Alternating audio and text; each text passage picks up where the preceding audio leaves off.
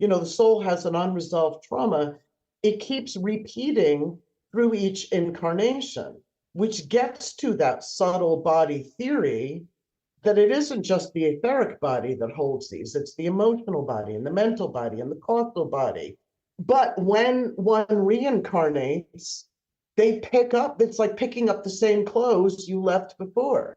Those subtle bodies are the matter that the physical body and incarnation is made from.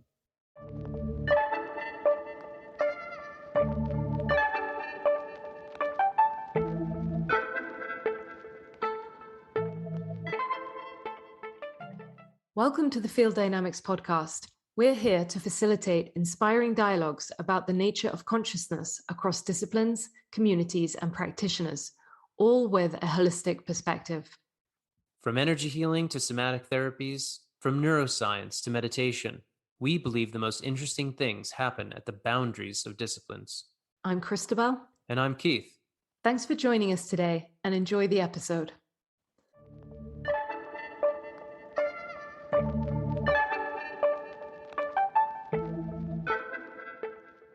Hello, and welcome to this episode of the Field Dynamics podcast. Today, we're joined by Patricia Walsh. Patricia is a certified deep memory process regression practitioner and chief trainer for Dr. Roger Wolger's Institute of Deep Memory Process since 2002. She's also a certified evolutionary astrologer from the Jeffrey Wolf Green School of Astrology since 2004. After several years of research and several thousand case studies, she authored the book Understanding Karmic Complexes, Evolutionary Astrology and Regression Therapy, which synthesizes evolutionary astrology with past life therapy to provide a comprehensive window into the workings of the psychology of the soul. Combined with astrology, she specializes in healing work based in shamanic principles and harnessing the power of imagination to release the soul's potential. Drawing from over 20 years of experience in working with the human psyche, she recently created Kairos Astrology, an experiential training for astrologers. She's also an instructor for the Soul Wise School of Evolutionary Astrology. Patricia, thank you so much for joining us today. Thanks. We're really looking forward to talking about past life regression therapy in particular, because it's a subject that you specialize in and that many people are also quite intrigued by. So what are past lives as you define them? Well, I think one of the best ways to answer that question is to start with a quote from my mentor and teacher, Roger Wolger, who said, "It doesn't matter if you believe in past lives, the subconscious is a true believer." So what does that mean? Well, what is the subconscious, right? So we can start there. If you go to Jungian philosophy or whatever, where Jung and Freud both identified this mysterious realm of our consciousness called the subconscious, they differed on what was the content of the subconscious, right? So, and Freud had this idea that it was repressed impulses, shadow material, things we didn't want to know about ourselves. And Jung, of course, got increasingly interested in dreams and then formed his philosophy of collective consciousness and collective unconscious. And from that sprang his understanding of archetypes. And all of that is contained in the subconscious. So, past lives, past life memory, there's been identified since, Jung and Freud's theories that there's a collective unconscious and an individuated unconscious. Now, anybody who's done what I would say tourism of the subconscious, which can happen through, sometimes it can happen through plant medicine, it can happen through breath work, where there isn't always a specific target of what you're looking for in the subconscious. You're just opening to that field. So you can get a variety of imagery that's archetypal, that's collective, that's individual, right? So that's already shown that we can access that through our individual consciousness. When we work with past lives, we specifically want to get to memories that are in the soul. And we can also say that soul, psyche, and subconscious are synonymous, at least in the way that I'm using to describe that. We want to specifically use the present day consciousness, or what I would say you're a complex or an issue or something that's been plaguing you that you've done 20 years of therapy on, or whatever, and it's still there, which means it's still active in the subconscious. We want to use something like that to target through the individuated unconscious directly to something that is relative to your complex. And by working with it, we'll resolve the individual complex. So are we tapping into an archetype, but an archetype that's specific to you? Or are we tapping into specific past lives? I don't need any convincing. But for people that might question, right, the possibility exists for either one. But like Roger said, it doesn't matter because the subconscious is the true believer. And by that means that if you go into the subconscious with modes that are meant to deal specifically with the subconscious, not just our cognitive conscious process, but goes below the threshold of that, if you go in there with the intention of uprooting something, opening it up, bringing it to consciousness, and then bringing it to resolution and healing, it doesn't matter if you believe or not, because the subconscious does. Now, the other side of that, I would say that if we think of soul, right, and that's a lot bigger conversation, what is soul? But if we think of soul, the language of soul is not linear. The language of soul is always story, myth, metaphor, image, right? All the transpersonal psychologists have pointed that out, Hillman being one of the contemporaries that talks about that all the time. So this is how the soul communicates. So again, if we say soul is synonymous with subconscious, then we would say that story and image are going to, when they surface from the subconscious, are going to be directly coming from the soul. I've worked with tens of thousands of people, and there are literal cases that there's no way the conscious mind could have known things that are historically accurate or historical characters that can be researched after a regression. Again, is there some huge collective memory that we tap into and pull that information out? I don't know. But I do know that when I work with an individual and we go into the subconscious with a targeted intention as well as induction, that we are able to pull out material that is directly related to that person, and in working with it, resolve something within their life. Growing up in England in the 1980s, I'm familiar with Roger Walker's book, Other Lives, Other Selves, being on the bookshelf. You continue his lineage through deep memory process. But what was the community and the situation in which regression therapy initially arose?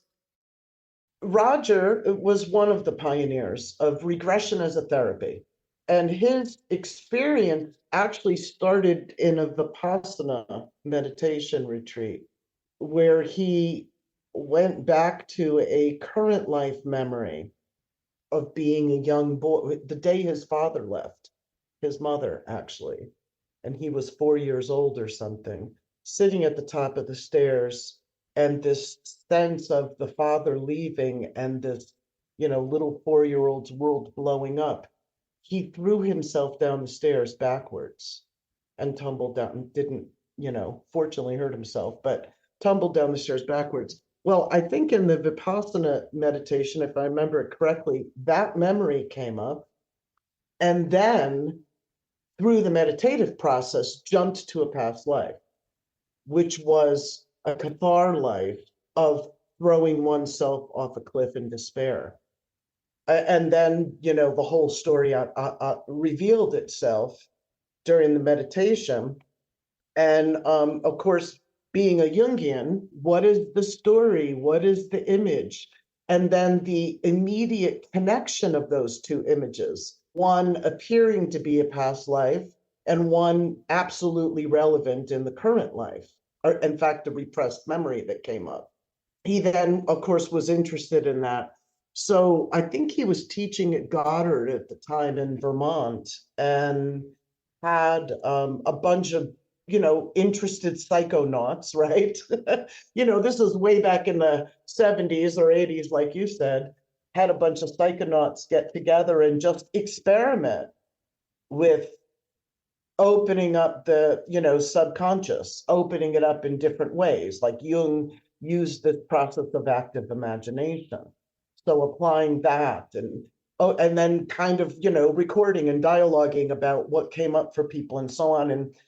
And then, of course, there were other pioneers in the field. And Morris Netherton was another.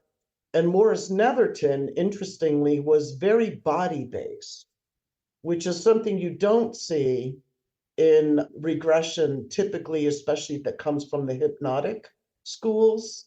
It tends to go to more mental levels. And Roger, of course, was very interested in that body-based kind of therapy. Also, the different emerging alternative schools of psychology that were arising around the time, like psychodrama, another method to, pass over the conscious mind and get directly to subconscious material. So psychodrama was one. Fritz Perls' Gestalt was another.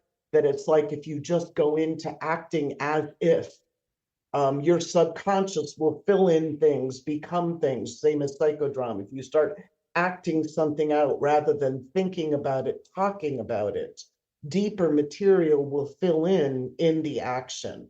And like I said, that combined with active imagination, and then the body's part, where does the body hold memory? How does the body hold memory?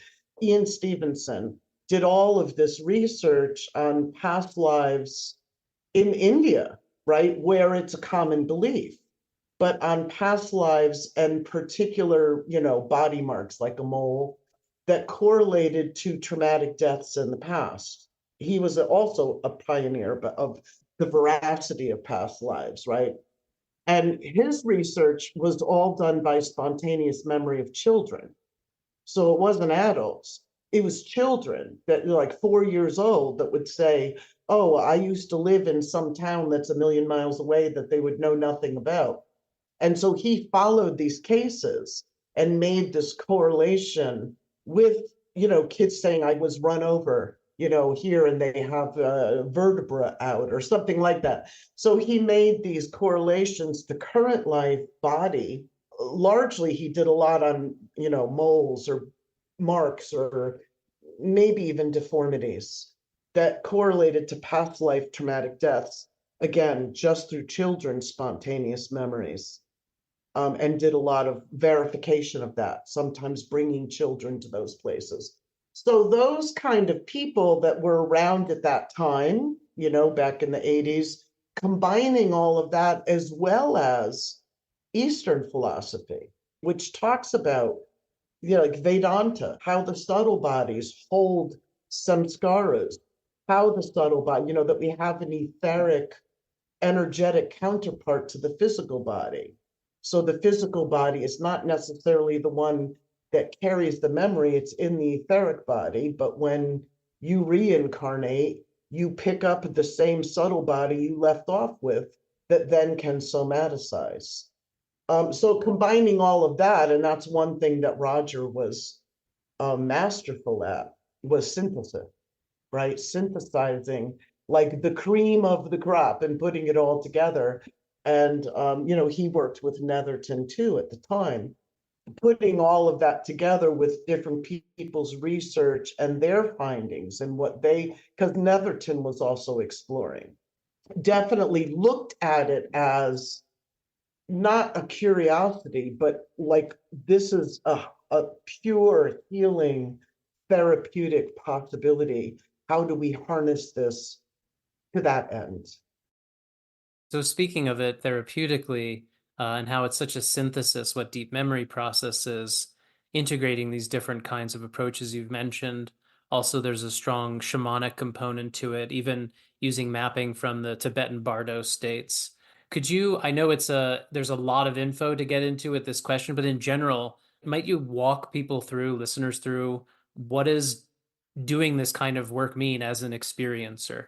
What process is facilitated? Deep memory process differs from hypnotic induction or even hypnosis. So primarily the first differentiation between that would be affect. So you come to me and you say, I have anxiety. And I say, okay, let's talk about where anxiety comes up in your life. And you're like, well, driving a car, I get anxious. Okay, so I might have you stimulate that again. What is that anxiety like? And you close your eyes and pretend you're driving. And, what are the specific things that come up for you while you're doing that? And it may be like, then all of a sudden the irrational thoughts start coming. This is what I always say. When we hit the irrational, we're in something real. Because the conscious mind only wants rational. This is why talk therapy goes, like I always say, I'm not saying it's not valuable, but to get to these other dynamics, talk therapy is circling the airport and never landing the airplane. Because you're not dealing with the subconscious, it's not logical and linear, it's irrational. Just like your dreams are irrational. Somebody comes for a session and we are identifying a particular, and it can be anything. It's about physical, chronic physical things that have arisen, accidents. It can be things like I was talking about, like anxieties, phobias. That's often what past life therapy is associated with being able to alleviate, are these irrational fears and phobias, like fear of drowning, yet somebody never had that experience in this life, fear of fire or anxiety, that kind of thing. It can also be emotional complexes, like feeling depressed or experiencing a huge loss or feeling like a failure, constant little scripts that we have. I'm not good enough. I feel like a failure. I've always got to fight. So I always say to people, use the words I always or I never, and then finish the sentence. Kind of what I call life review. I always or I never. There's common ones. I never have enough money. I always have to do it alone. Those kinds of things. Those are scripts. We take them as if that's reality, right? Because you look at your life and go, but it is reality. But we would use material like that, build the affect around it, and then use that to jump back to the past life. Just like when I was giving the example of Roger talking about, the memory of falling down the stairs and then throwing oneself off a cliff in despair. That is, from our understanding of the way that the subconscious retains these kinds of memories, they are associative. So we use the associative ability, which is a normal part of memory. People tend to think of subconscious memory as linear. It's not. It's associative. Parts of it are linear. You smell something, it brings back a memory. So we use that kind to just jump into the past life material, bypass the conscious mind. So you're coming to me about anxiety, driving a car, blah, blah, and I'm going to have you bring that up. And then in the middle of the affect, the irrational thoughts of, I'm going to die, or I'm going to drive off the road, or somebody's going to come at me, whatever is within the anxiety that maybe your conscious mind wasn't even aware of, you were just feeling the affect of it. We're going to use that and bang, go back into a past life. The point then is to run the story. It isn't so much about finding out. It's not a mental process. Yes, the consciousness is involved, but it's not so much, that's not what heals the past life. Just knowing the story isn't enough.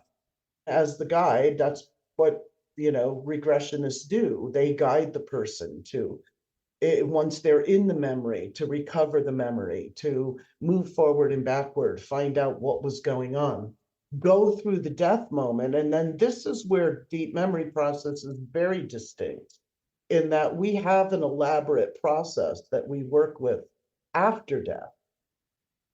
I mean, so many times I've had people come to me who did, regression with somebody, and I'm not saying all other schools that teach regression are like this, but this is the literal case. I remember guy came to me. He had a rage complex. He would just like bottle it up, bottle it up, bottle it up until he would explode and totally take himself by surprise. And really wanted to get to the root of what is at the root of this rage.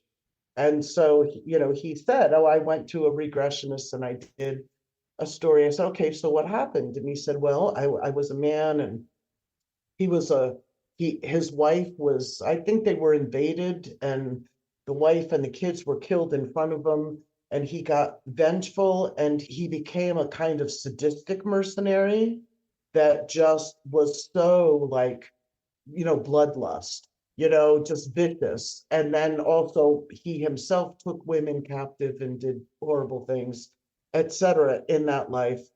And then he, whatever he was mercenarying for, the war, whatever was over, and he goes back to live in some village. And, how do you deal with all that rage? He drank and drank and drank and drank, and then basically fell down on a dock somewhere and died. And so then I'm like, okay, and then what happened? He goes, and then the session was over. That's kind of halfway from what we would do, because the literal thing that happens is just like the moment of birth, which, you can reference Stanislav Grof's work about what happens through those basic perinatal matrices and how we get imprinted through the 4 stages of birthing. Just like birth, death also imprints, and the manner of death imprints deeply on the soul. And so it's kind of like flash frozen in the soul's memory. And all of those imprints that were there, this guy's life, the rage, the alcoholism, all of that stuff, flash frozen in that moment at death, that does not resolve after death. Right? And this has been a misnomer, I think, that gets carried over from this understanding of near-death experiences, where New Age thought would have you believe that we all die and go to the light. If we did, why would we come back? So the point is that in Vedanta or any of the real systems that brought us reincarnation would say this isn't the case, that these imprints, these samskaras, are carried into the afterlife. And so when we work in regression, we can follow the consciousness into the afterlife with its imprints, that past life character's imprints, and have them rework those things in the afterlife with the spirits of those that, in this guy's case that I was telling you, re-meet the wife, re-meet the children, say, have it out with the invaders that took all that from him. Maybe he needs to offload that guilt, that remorse. Let him receive some healing from spirit guides, spirit animals. They're all accessible to us in what we would call, or what the Tibetans call, the bardos, or the afterlife. The point is, when we die in those states, those depressive states, those traumatic states, they're like a bubble that part of the soul stays in. Somebody goes back and pops it and opens up that, and then reworks all of that, which then kind of, that past life self is then liberated instead of being in this afterlife bubble. And we know, again, from trauma theory, that trauma repeats itself over and over and over. That's what happens after death.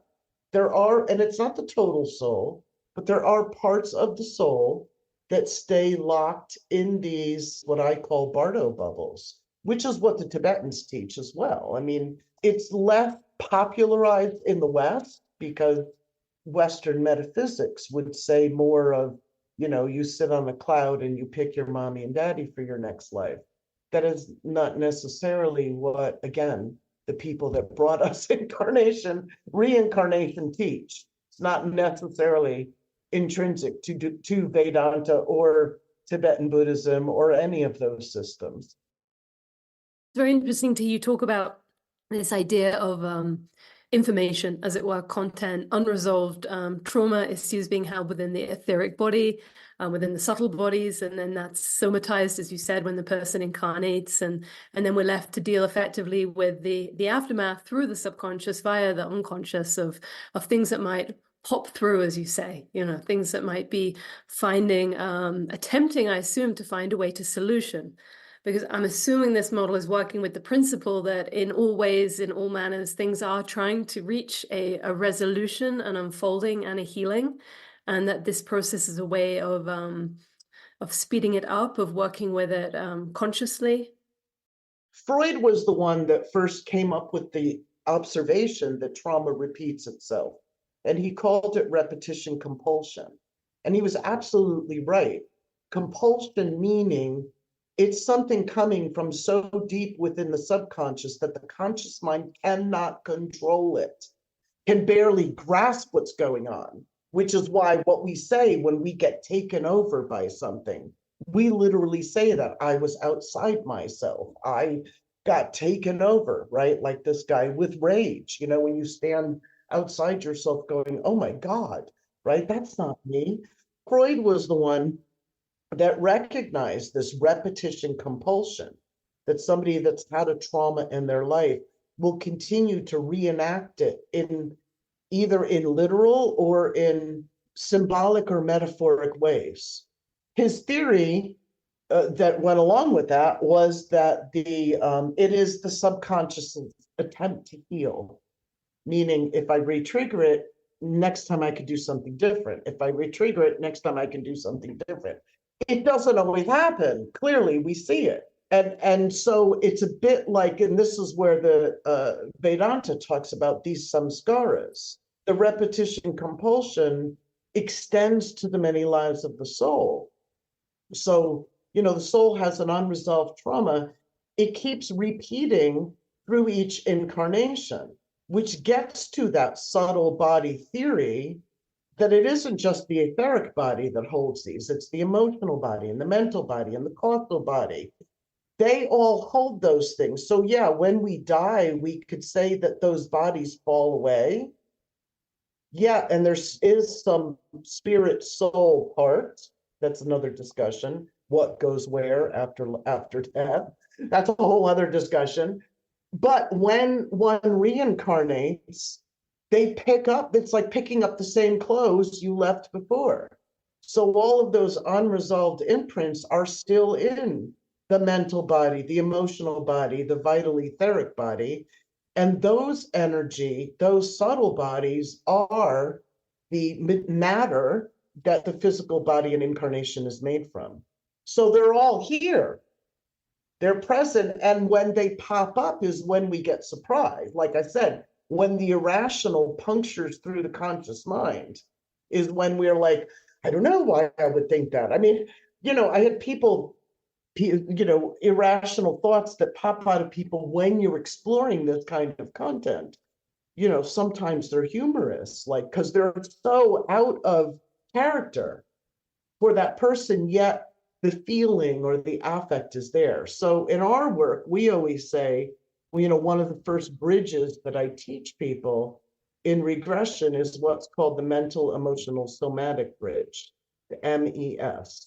If you have the thought, the feeling, and the body, you will directly go to the source.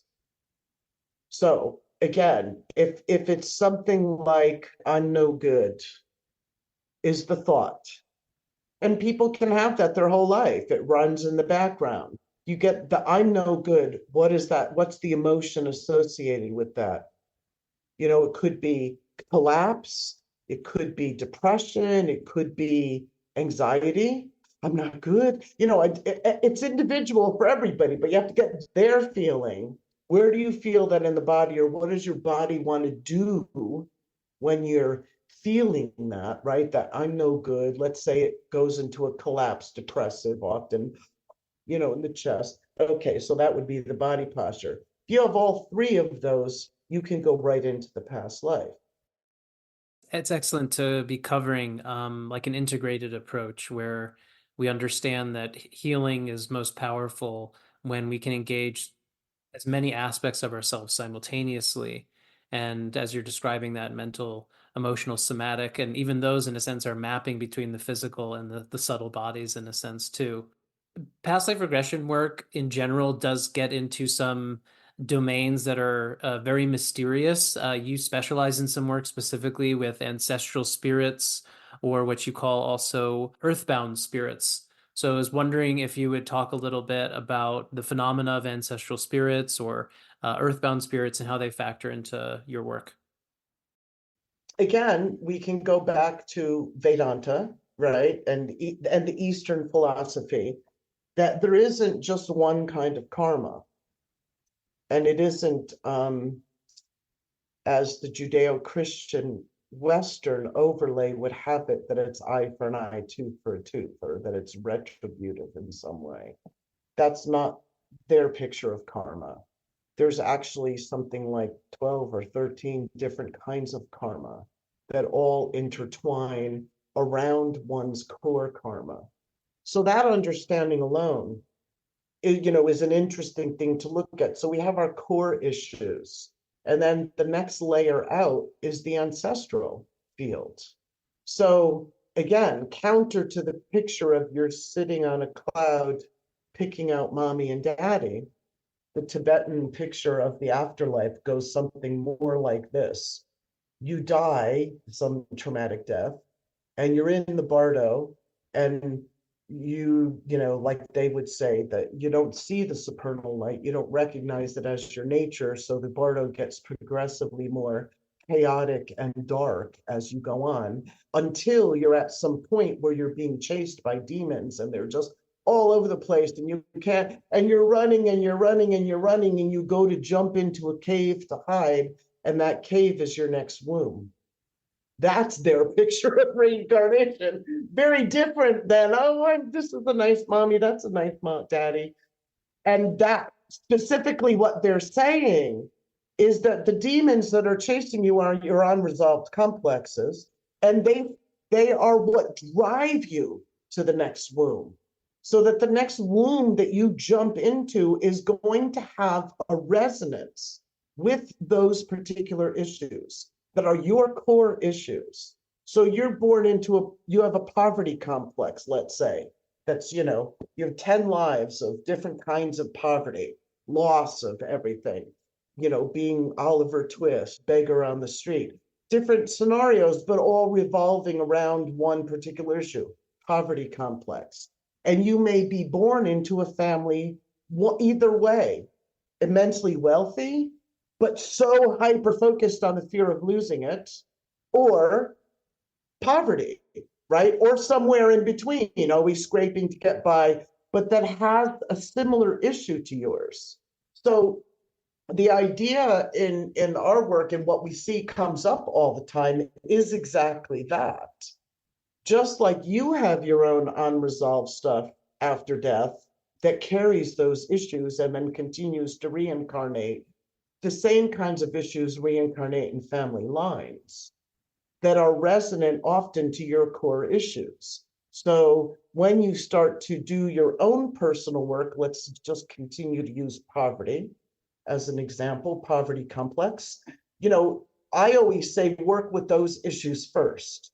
So you work with your own issues, clear out, as much as you can of the poverty complex through your own incarnations. What you will find when you jump out to the ancestral field, which is, another way of exploring these energetic bodies around us, you'll find ancestors, maybe great-grandfathers, that, or ancestors you didn't even know, that died with those same issues unresolved. We can work with those ancestral spirits to help them resolve. And the effect of that work often is really interesting, because one person will be doing that work on their own. Nobody in the family knows it. And they'll work with some long ago ancestor that's been, and I use the word loosely, but not so loosely, haunting the family line with their unresolved issue of poverty, help them get their resources in the bardo get that ancestral spirit resolved. And everybody else in the family field that's still currently living will experience some resolution. It's quite astounding, actually, because that also has its correlations in modern, I mean, Hellinger work touches in the same thing. But then prior to that, there was Bradshaw, right? I don't know if you remember Bradshaw, who did the picture of the family mobiles back in the 60s or 70s. He was on PBS, maybe 80s, John Bradshaw. He had people do these kind of diagrams of their family and the issues and make these mobiles that would show, great grandfather had, sometimes the issue skips a generation and gets, in the shamanic picture, that isn't, I know we want to materialize things and say it's genetic. And people think with that materialization of it or that reduction of it, that, oh, we made it physical, so it's in your genes. Well, in the shamanic view, it's the ancestral spirits, right? They're the ones that are continuing to influence the spirit, the line. And so if you help them resolve, it kind of lifts a cloud off the whole family field. And then the other side of that is there are other earthbound spirits that are not ancestral to you that can attach to you or be in your field in some way. Again, through this principle that's known in the spirit world that like attracts like, right? Roger called it symbolic resonance. There is, just like that associative memory dynamic, it's the same with, if you have a complex of, let's say, and it happens a lot in these cases, suicidal thoughts, people that are depressive and maybe have suicidal ideations, you often find that there are a bunch of suicidal spirits around them because like attracts like, and that often complicates their own healing process. Earthbound spirits can also carry from other lives. So people that die in mass traumas often have them. Like I remember a guy, this is current life. I remember it was Pakistan, I think there was a huge earthquake and he was a relief worker. And then when he came back, he was upset. He said, I'm obsessed with starting my nonprofit. I have to keep going back to Pakistan. It's like his family was falling apart. He was spending his personal money. It's like his wife was like screaming at him, like, what are you doing? He was a man possessed. And he would even use those words, like, I'm obsessed with this earthquake relief. Because I can't control it, is what he was saying. Well, when we went into the session, he started to hear, like, when we got into that subconscious space, he started to hear like a voice calling, but like muffled through rubble, like this, through rubble. And he had the spirit of a woman attached to him. I mean, it's really, these stories make me cry because they're just even after 30 something years of this, I just get touched with, all of the things that the human spirits and people have been through. And this woman was in the rubble with her baby, dying, and hearing her husband's voice calling to her, trying to, but so, distant. In some way, that spirit, when he was there on the relief site, attached to him because he was like the husband that was going to save her. And she was the one that was driving him to keep going back to Pakistan. I have to save them. I have to save them. I have to find them.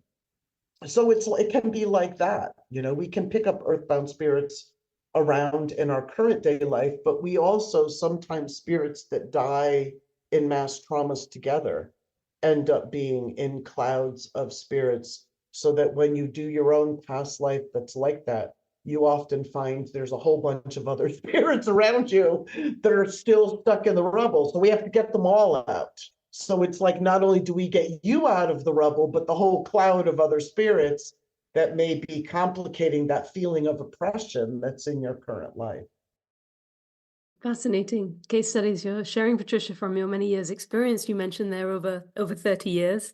I'd love to sort of circle back a little to your personal story. What was it that brought you personally to past life regression work?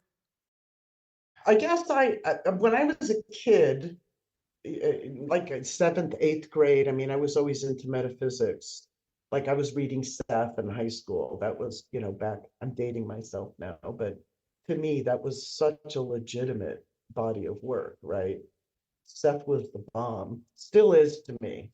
But anyway, I was reading Seth back then, and I had kind of contact with my own inner teachers. And I remember I was probably in high school or something, and I was looking in the mirror and whatever I was doing, getting ready in the morning or something, but also in a kind of maybe dreaming state. And I saw like this arc of faces come forward and back from me, recognizing that they were all of these different future selves and past selves, but all connected through this moment, the now. And with that came this whole, kind of package, what I used to call little energetic quantum packages of information. Like you would get in channeling, like boom, and then I would have to, sort through all the information that was just dropped in my head. But it was this idea of like, if we really live in the present and change this moment with full consciousness, which 99.9% of us don't have, myself included, all of us included. But if we do that, we affect the past and the future. And so I was always fascinated with that. And in fact, when I moved 4 years ago, I was going through all that junk that you carried. You just keep sticking in boxes and put it in the next garage of the house that you live in. And I'm like, all right, I finally have to clear this out because I don't want to keep dragging this stuff around with me. And I found a paper that I had done, I totally forgot about this, on hypnosis and past lives in like 7th grade. It was like some project report. And I read it and I remembered that I actually regressed somebody, right? Whatever, I must have read a book or something on how to do it, but I regressed somebody for this report, right? And then my memory went to, I remember sitting in my parents' den, like, taking somebody into some past life. So anyway, that curiosity was always there. And then I lived in Germany. And during that time when I was in Germany, I was doing more hands-on work, energetic kind of, this is back in the 90s, mid 90s, energetic kind of based in shamanic principles, journeying in people's energy. And I would see these past life selves, these ropes around people's necks, these chains on people's wrists. And I was working with it energetically at the time. And then I came back to the US and I happened to go to a weekend that Roger was doing at the Omega Institute in New York, pre-2000. I was like, oh my God, this is what I want. I've wanted this process to combine with that energetic perspective to be able to take somebody through their own process rather than me taking the chains off or the rope off or this or that in somebody's energy body, which can be effective, but not always. It's like I've had a lot of shamanic work done on me from, real shamans around the world. And none of them ever touched the core story I got to in my first training that I did with Roger, which was a core story to my soul and my complexes. It touched on it, like the shamanic stuff, people could kind of, not even read the story as much as tap into the affect and how it was affecting my life, not necessarily the story, but it never moved it, right? And it was an issue about speaking up and being seen, and nothing ever touched it until I did regression work. So having met Roger at Omega, I was like, this is it. This is what I've been looking for. So then, yes, of course, I signed up to do the 2-year training. Speaking of a training, what is coming up for you at the moment in terms of deep memory process or Kairos astrology? What do you have going on with your work and training at the moment? The regression training can only be done in person. There's a limited amount. I mean, I can do didactic lecturing, well, forever, because I talk about it for 2 years in a training, right? So that part can be done via Zoom, but you need the experience to actually do the process. You need to do your own work and guide other people through it. So those only can happen live. And so certainly during COVID, I didn't do that. So the trainings are 4 or 5 day modules, usually 2 a year, like spring and fall and spring and fall. And so I'll keep launching level ones now that we're back up and running. So yes, DMP trainings are starting up again.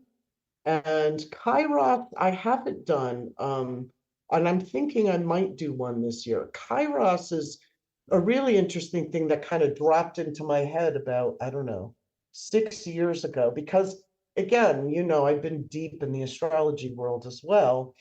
And again, to me, there's such a vast difference between talking about something and doing something about it, right? And I'm so not interested in talking about people's problems, right? I'm so interested in going there with you and resolving it as much as we can in any given moment.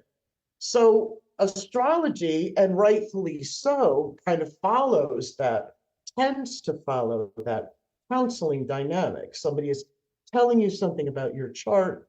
Again, there's nothing wrong with that, because if you're not trained as a counselor or to go deeper into psychological astrology, you shouldn't be doing it with people. So astrology is information based, and it can emotionally move people, and it can give them information that can be life-changing, no doubt about that. But I want more, right? So to me, I've wanted to, like I have done all my life, harness this power of the subconscious and the imagination to get content that's deeper than the conscious mind. So, Kairos also follows those same kind of modalities like psychodrama and Gestalt, where we can actually get in and role play, squares or different planets, or explore the archetypes on the subconscious level to directly kind of access what are the archetypes about instead of what we ascribe them to be. We have subscribed a certain amount of meaning to Aries, but maybe if you open up to the archetype of Aries, it might have something else to show you, much less, and using a lot of imagery, psychodrama, Gestalt. Those are the key ways to kind of access that kind of content. So Kairos was designed to be an experiential training for people, teaching them methodology of how to work with imagery with other people, because I've done it with clients too, just off the chart, right? We'll look at the chart and we can call up an image for your Saturn in Aquarius or something. Let the image come to life and work with that image, which is going to give you a much deeper understanding of what Saturn in Aquarius is doing in your life. And people are quite amazed by it, Anyway, I've been doing it with my chart for years. So I was like, I might as well just, teach people how to do this, get a bunch of people together and do some experiential work, which I've done. And they were a lot of fun and insightful and all kinds of things. So yeah, may do one this year. Thanks, Patricia. We'll be sure to include the relevant websites, domain names in the show notes as well for both projects. And just to thank you so much for taking the time to join us today. It's been a real pleasure. It's such a fascinating area, past life phenomenology, and to hear you discuss it so factually, knowledgeably, in such a grounded way has been a real insight. Okay. Thank you. Thanks for listening to the episode. What really supports the podcast is providing a rating and review of the show on your preferred listening platform. This helps us get the message out to a wider audience. If the topics we discussed today appeal to you, do take a moment to subscribe. Lastly, we invite you to check out our website, fielddynamicshealing.com, to learn about our training programs, private session work, and to see how we're setting the standard in contemporary energy healing. Many thanks, and see you next time.